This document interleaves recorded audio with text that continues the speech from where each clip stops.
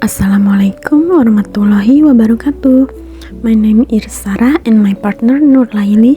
Today we are presenting about learning of theory. Bagaimana memperoleh pengetahuan? Pernahkah kalian bertanya? Definition. Belajar adalah kemampuan memperoleh pengetahuan, keterampilan, dan perilaku sepanjang seumur hidup kita.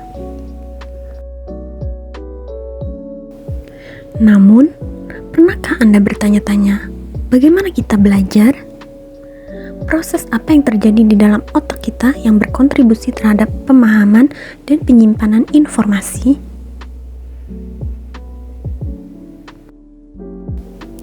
Dalam presentasi artikel ini, kita mempelajari teori pembelajaran atau learning of theory, sebuah eksplorasi berbagai perspektif dan teori psikologis yang berupaya menjelaskan bagaimana pembelajaran terjadi.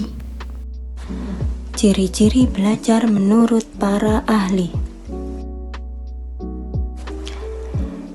Ciri-ciri belajar secara teoristik, belajar merupakan perubahan perilaku, akan tetapi tidak semua perubahan perilaku tersebut dapat dikatakan hasil belajar.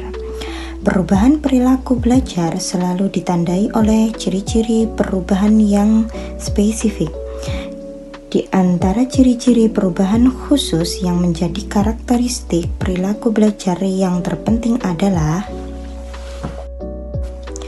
bagaimana ciri-ciri belajar? 1. Dari segi proses. A. Adanya aktivitas fisik, mental, emosional. B. Melibatkan unsur lingkungan. C. Bertujuan ke arah terjadinya perubahan tingkah laku, behavioral change.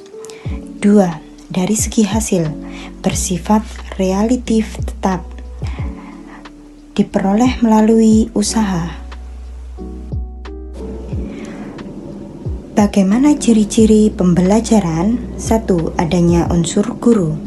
2. Adanya unsur siswa. 3. Adanya aktivitas guru dan siswa. 4. Adanya interaksi antara guru dan siswa. 5. Bertujuan ke arah perubahan tingkah laku siswa. 6. Proses dan hasilnya terencana dan terprogram. Mengapa belajar?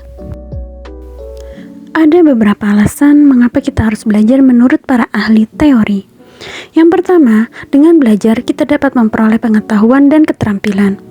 Belajar membantu kita mempelajari informasi baru, memperoleh keterampilan baru, dan memahami berbagai mata pelajaran.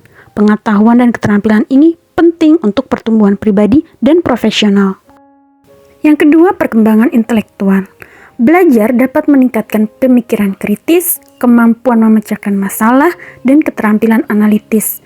Ini meningkatkan kemampuan kita untuk menganalisis, membuat keputusan, dan mengembangkan penalaran logis. 3. Memperluas peluang karir.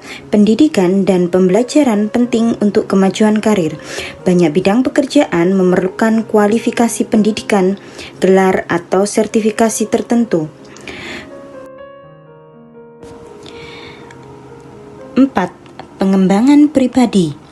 Belajar memberikan peluang untuk pertumbuhan dan mengembangkan kebiasaan belajar seumur hidup. 5. Pemahaman sosial dan budaya. Belajar memungkinkan kita memahami dan menghargai budaya, tradisi, warisan. Conclusion. Jadi menurut Hachawith Harrington dalam educational psychology menjelaskan pengertian belajar sebagai suatu perubahan di dalam kepribadian yang menyatakan diri sebagai suatu pola baru dan reaksi berupa kecakapan, sikap, kebiasaan, kepribadian, atau suatu pengertian. Berliner mendefinisikan belajar sebagai suatu proses di mana suatu organisme berubah perilakunya sebagai akibat dari pengalaman. Lalu ciri-cirinya adanya kemampuan baru atau perubahan itu tidak berlangsung sesaat saja, perubahan itu tidak terjadi begitu saja, dan 4. Perubahan tidak semata-mata disebabkan oleh pertumbuhan fisik atau kedewasaan.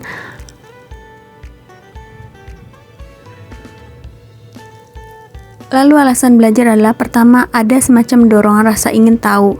Yang kedua, ada keinginan untuk menguasai ilmu pengetahuan. Yang ketiga, meminjam istilah Abraham Maslow bahwa segala aktivitas manusia didasari atas kebutuhan yang harus dipenuhi. Keempat, melakukan penyempurnaan dari apa yang telah dilakukannya. Kelima, untuk mampu bersosialisasi. Dan keenam, untuk meningkatkan intelektual.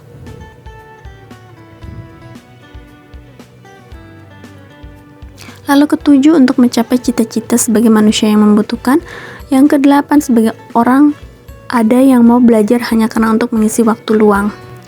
Jadi kesimpulannya, teori pembelajaran memberi kita pemahaman komprehensif tentang proses. Belajar adalah kemampuan memperoleh pengetahuan, keterampilan, dan perilaku sepanjang seumur hidup kita.